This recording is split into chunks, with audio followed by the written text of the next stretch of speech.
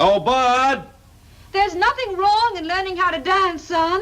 We'll help you learn to dance. I'm never gonna learn to dance. Please, Bud. No! Michael and Job continued their fight onto the courthouse steps. Stop it before someone gets hit in the face! Hit me in the face, please! No! Hit me in the face! Buster! While Marta, who'd been told the hearing would last 10 minutes, got tired of waiting.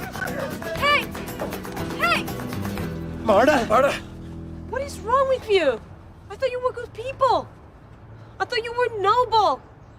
I thought you care about family, but you clearly don't. We usually think of eras in terms of science or human development, but cultures evolve too, and you can see that evolution most clearly in our television. If you look back at the family sitcoms of the previous century, we can trace a fundamental shift in what we idealize. The once full-hearted, happy-go-lucky stories our parents and grandparents used to watch have now turned into a damaged, deranged mess with no hope for normalcy. How did this happen? When did it happen? Let's roll back the clock and see if we can see a change in when we found the beginning of the family trauma genre. What up, you guys? I'm Kent E.S. Larwill, and I'm a writer, YouTuber, who talks about everything from philosophy, politics, storytelling, and more. The easiest way to support what I do is to subscribe to this channel and like this video. It's free and takes a second to do. There are many places we could mark the beginning of the family sitcom, but Father Knows Best is a good starting point as any. It began on radio before moving to black and white TV in the early 1950s, where it followed the Andersons through the gentle struggles of everyday life. Each episode offered a low-stakes quibble, a moral lesson, and some good old wholesome early-era TV comedy. Another one we would maybe think of is I Love Lucy.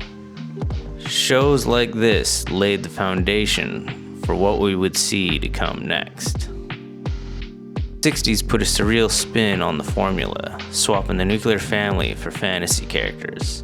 This is the era of the Munsters, Bewitched, and the Addams Family. Even with witches and monsters, the premise stayed the same. Family is the core, and family is the solution. The comedy remained wholesome, even if the characters were surreal and spooky. Then the 70s arrived, with a little more grit to the mix.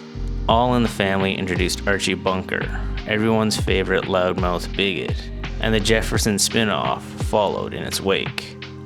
The tone grew edgier, the social commentary got sharper, but the framework was still the same. If you look over the harshness of these characters, there remains a tenderness for the people close to them, as they still want the best for their relatives. Family was messy, but it was still the engine that resolved the conflict. The 80s and 90s dialed back the racial commentary, but kept the edge. We got The Cosby Show, Married with Children, and of course, The Simpsons. These shows leaned harder into conflict between family members. The edge of the era sparked a realness that was lacking from previous eras of sitcom. Even when Maggie was shooting Mr. Burns, we got a greater sense of relatability to these families as they wrestled a little more with each other. Dysfunction was acknowledged, sometimes even celebrated, but even then, the family unit ultimately pulled together to solve their problems in a tidy 22-minute runtime.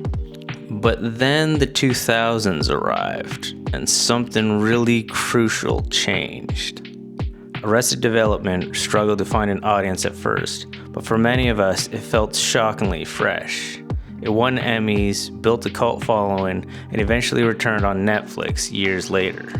This show gave us a large cast of characters in the Bluth family, who all had their own interests and goals, which clashed on a regular basis with fellow family members. I know I'm not alone for saying how groundbreaking this show felt, but back then I really didn't understand why.